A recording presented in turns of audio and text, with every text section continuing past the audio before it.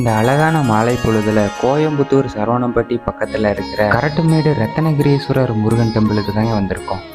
இன்னும் சில நாட்களில் இந்த கோவிலோட திருப்பணிகள் குடமுழுக்கு செய்ய போகிறாங்க. இந்த வீடியோவில் இந்த கோவிலோட கட்டுமான பணிகளை பற்றியும் இந்த கோவிலின் சிறப்புகள் மற்றும் வரலாற்றை பற்றியும் இந்த வீடியோவில் நீங்கள் தெரிஞ்சுக்க போகிறீங்க. இது எல்லாத்தையும் பற்றி தெரிஞ்சுக்கிறதுக்கு முன்னாடி நம்ம சேனலுக்கு யாராச்சும் புதுசாக வந்துருந்தீங்க அப்படின்னா மறக்காம நம்ம சேனலை சப்ஸ்கிரைப் பண்ணிக்கோங்க.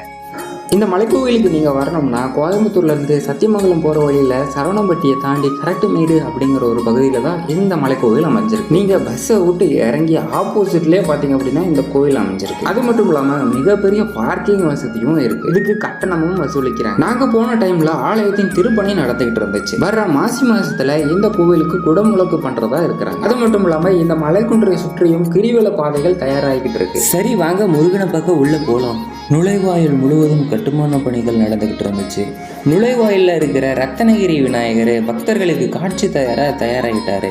விநாயகரை வணங்கிட்டு இயற்கை எழில் சூழ்ந்த இந்த மலைக்குன்று மலையேற்றம் தொடங்குகிறது. இந்த கோவிலுக்கு நீங்கள் வரணும்னா காலை 6 மணி முதல் மதியம் 1 மணி வரைக்கும், மாலை 4 மணி முதல் இரவு 7:30 மணி வரைக்கும் இங்கு நடை திறக்கப்பட்டிருக்கும். இந்த படிகளை 1968 அமைச்சிருக்கிறாங்க. இன்னைக்கு பார்த்தாலும் இவ்வளோ அழகா இருக்கு. இதுக்கெல்லாம் காரணமா இருந்த 177 பேர் இணைந்து 11,060 ரூபாய் பொருள் உதவிகளை நன்கொடையா வழங்கினாங்க. இது மட்டும் இல்லாம ஈடு இணையற்ற தங்களின் பெயர்கள் பொறிக்கப்படாத பலரும் இந்த கோவிலின் திருப்பணிக்கு உதவி பண்ணியிருக்காங்க. அவர்களுக்கு பக்தர்கள் சார்பாக ஒரு நன்றியை தெரிவிச்சுட்டு நீங்க அப்படியே கொஞ்சம் தூரம் ஏறினீங்க அப்படின்னா இடும்பன் சன்னதியை நீங்க பார்க்கலாம். இவர் தான் முருகனுக்கு முதல்ல காவடி எடுத்து வழிபட்டவர்னு சொல்லப்படுது.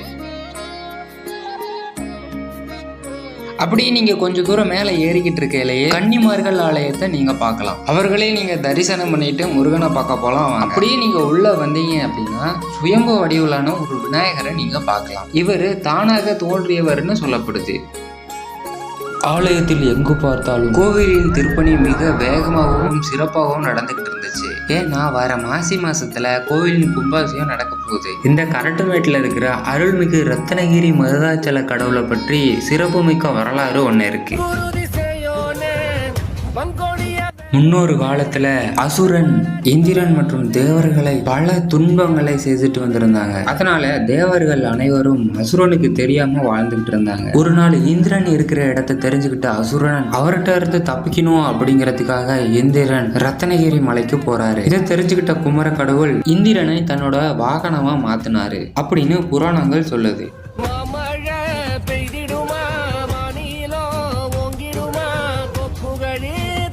இந்த ஆலயத்தில் கோவிலின் திருப்பணிக்கு நீங்களும் உதவி பண்ணலாம். உதவி பண்ணணும்னு நினைக்கிறவங்க நீங்கள் டைரெக்டாக கோவிலுக்கே வந்து உதவி பண்ணலாம். அது மட்டும் இல்லாமல் அன்னதானத்துக்கும் நீங்கள் நன்கொடை வழங்கலாம். சரி ஓகே மக்களே, வீடியோட எண்டுக்கு வந்தாச்சு. இந்த வீடியோ உங்களுக்கு பிடிச்சிருக்கோன்னு நினைக்கிறேன். ஸோ நெக்ஸ்ட் வீடியோவில் பார்ப்போம். Tata, bye by.